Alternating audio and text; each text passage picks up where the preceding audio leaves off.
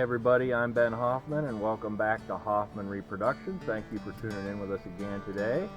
This time around our subject is going to be small belt axes and whether or not they are a useful camp tool in the woods. Typically these are thought of as just weapons and to a degree useless in the forest. We're going to put that to the test today, so that's up next. So belt axes such as these were thought to primarily have been made for combat. And indeed, in a time and age when single-shot muzzle-loading rifles and muskets were the norm, you needed a sturdy backup weapon in the form of a bayonet, sword, or tomahawk, belt axe, hatchet, and something like this would fit the bill nicely. Typically, when we say a small belt axe or tomahawk, they're going to be about 5.5 to 6.5 on the length. You're going to have about a 2 to 2.5 inches ballpark, give or take on both those measurements. That's not set in stone. And then a handle of around 15 to 19 inches. Commonly carried by settlers of the time period, soldiers, various Indian tribes, very popular item. This particular one is a round pole pattern, hammer pole, round pole pattern.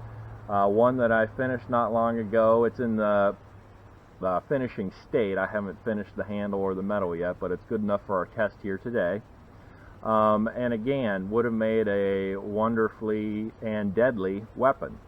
Now, it's gotten kind of trendy nowadays, I've noticed, to say that these are only good for weapons, which in this day and age of living history and those that participate in scouts in the forest, reenactment, if it's only good as a weapon, then essentially it's a prop, and that's not a whole lot of fun to take out and use something that's only designed for specific tasks that you can't really use it for today.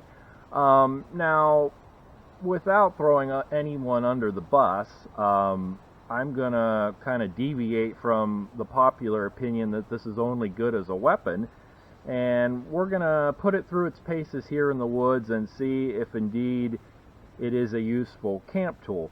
Now, I agree that something of this size, you're not going to build a log cabin out of this, and fell timber-sized trees. Historically, they didn't do that. They used the larger felling axes. We know that they used them and they exist. And also, you're not going to process large chunks of firewood with this. If you take a 8-inch diameter by 16-inch long piece of seasoned white oak and hit this with it, it's probably just going to laugh at it. Maybe eventually you could get it to bust in half, but that would be misusing it in my opinion. But for, light to medium duty camp chores, out in the woods around the colonial homestead, I do feel that an axe this size has a place. So as I said, we're going to throw a few tasks at this axe that is about the size that you would have seen historically for a small belt axe, tomahawk, hatchet, and we'll see how it does. So that's up next.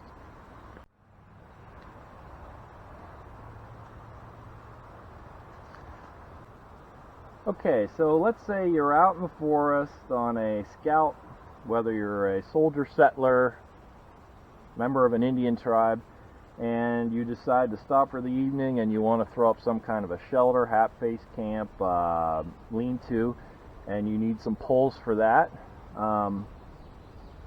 Wooden axe with these measurements, and again, 6.5. This particular one on the cutting edge is about 2 1/4. I have a workable edge on this. It's not razor sharp, but it's decent. I think it ought to do all right. So we have a piece of maple here. It's about 1.5 inches in diameter, and I'd say about 12 feet tall. I'm going to try and do this without hitting the camera and see how easy it is to get through this, or if I feel like I need to give up because it's not doing its job. So without further ado,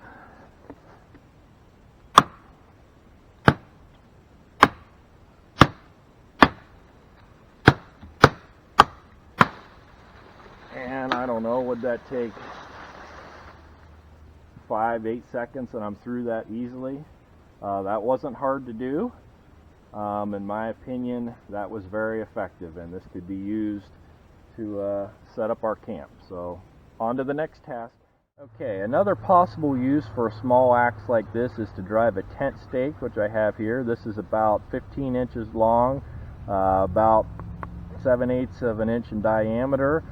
Historically, by the way, 18th century, most tent stakes were made of wood, not of iron like they are nowadays, or steel. And let's just see if this small belt axe is useless or it works.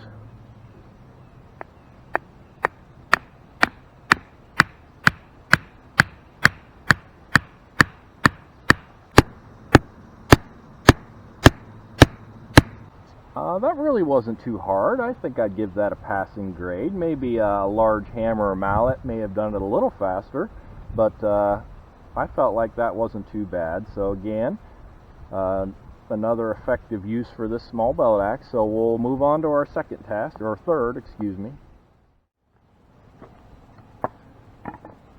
Alright, for this test I'm going to try processing a little firewood. This is a dead season piece. I think it's maple. Now I'm not going to try and cut all the way through it, but if I could get halfway through it, I could easily break it. To try and break it over my knee, this is a little stout, so we'll see if our belt axe is a usable tool for this chore next.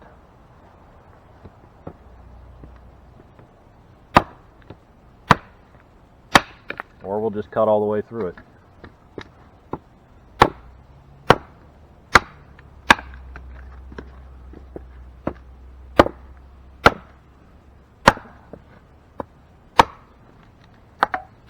Alright, it seems like it's doing a decent job.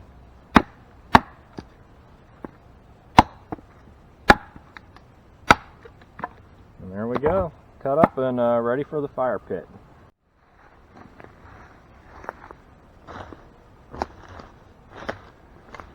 Okay, so for our final test, I thought we'd throw something a little more heavy duty at the small axe to see what happens here. I have a cherry limb that fell down off of a tree in the yard last week. It is green. It's about 3.5 inches here in diameter. I don't know if I'm going to try and cut all the way through it, but I just want to see if this axe is indeed biting its way through it, or if it's essentially useless. So we'll give it a try.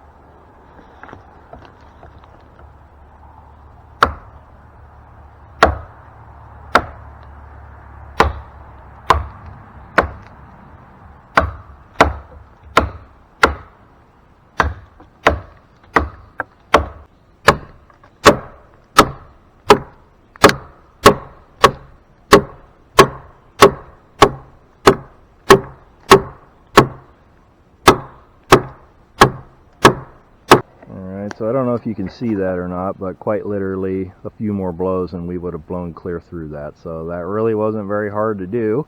Not that you would routinely do that. Again, you'd probably choose the large felling sized axe, but I think that proves again that these small axes can indeed be effective camp tools.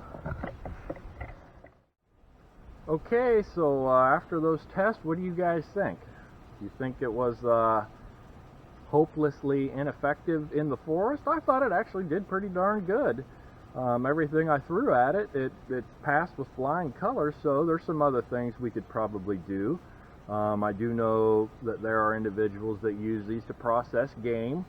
That would have been a common practice in the 18th century, you know, quartering up various critters that were dispatched in the forest.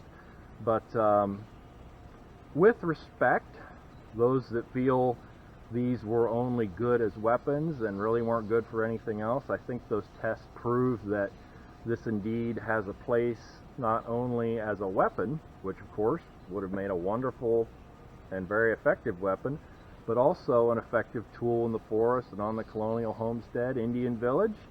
So that's my opinion. However, you may feel differently. Let me know in the comments. What do you think? Have you guys tried these out in the woods? What's your experience with them?